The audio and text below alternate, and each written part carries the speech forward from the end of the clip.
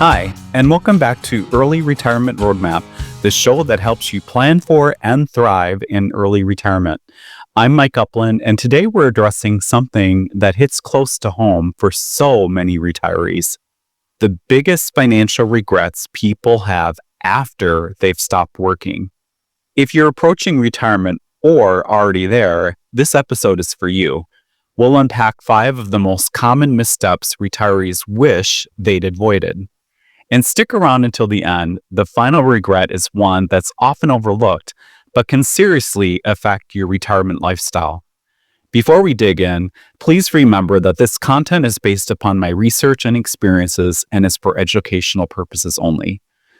All right, regret number 1. It's not saving enough soon enough.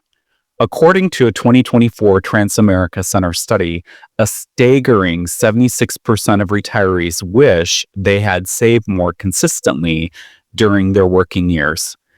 I get it. I've had this regret myself. I've certainly said to myself, if only I had started earlier, I could have retired even earlier. But when you're young, retirement seems like a long way off, and it's easy not to prioritize it or even think about it. I think the other challenge when I was younger, at least for me, is not understanding how to invest or save for retirement. And when you're young, it's just not something you really prioritize to learn.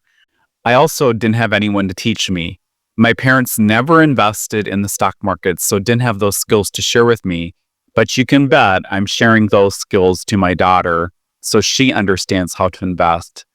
And she's 20, and I've already been having those conversations with her. With investing, it's all about timing, of course. The longer you're in the market, the greater nest egg you're going to end up having due to the amazing power of compounding. My daughter starting in her 20s will set her up significantly better than if she starts in her 30s or 40s. Regret number 2 is underestimating retirement expenses. A lot of retirees make the mistake thinking that their expenses are going to go down when they retire. But when you first retire, especially in early retirement, you're younger and in your go-go years, and you want to spend money in hobbies now that you have the time, and you also want to spend money in travel. So you need more than just to cover your daily living expenses.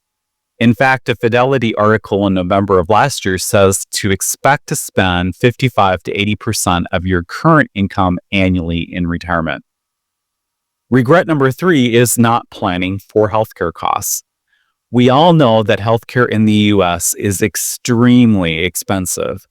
After all, it's one of the biggest reasons that many choose to retire in a different country. And it's certainly one of the biggest reasons that many choose not to retire early prior to 65 before Medicare kicks in. And I certainly feel it as an early retiree. I'm very thankful that we have the ACA marketplace and I'm receiving subsidies for my health insurance to help with that sting. But even if you retire at 65, Fidelity's 2024 healthcare cost estimate reveals that a 65-year-old retiring can expect to spend an average of $165,000 on medical expenses throughout retirement. And that's with Medicare in place. So, this figure really underscores the importance of incorporating healthcare costs into your retirement planning. Regret number 4 is just relying on a single source of income. So this is coming from retirees that depend entirely on one stream of income, like you guessed it, Social Security. Having more than one income stream provides a lot more peace of mind.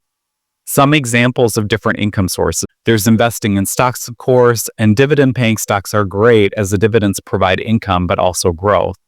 There's rental income. Owning real estate provides mostly passive income as there's still some ongoing management of the properties you own.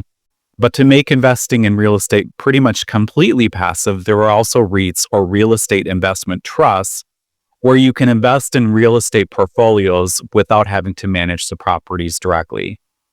Part-time work is also an option. You can leverage your professional skills in a part-time capacity that will both supplement your income and keep you active.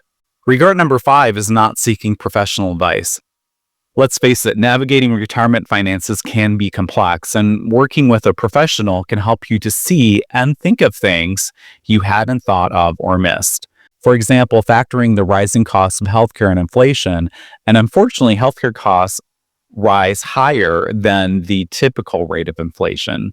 Not only that, sometimes just having a professional validate your planning is very rewarding. Being able to bounce off your plans with a professional and having them check your planning gives you a lot more confidence than you would have doing it alone. So those are the 5 regrets most retirees have. The common thread here is proactive planning and diversification. Start saving early, plan for the fun and the unexpected, get help when you need it, and avoid putting all of your eggs in one single financial basket. So where are you in your journey? Are you planning for early retirement? Are you already retired? What's your biggest concern or regret? I'd love to hear from you. Thanks so much for tuning in to Early Retirement Roadmap. If you found this episode helpful, please follow or subscribe. And I've included links to the articles I mentioned in this podcast in the show notes if you're interested. Also, when you're not on the go, check out my Early Retirement Roadmap YouTube channel.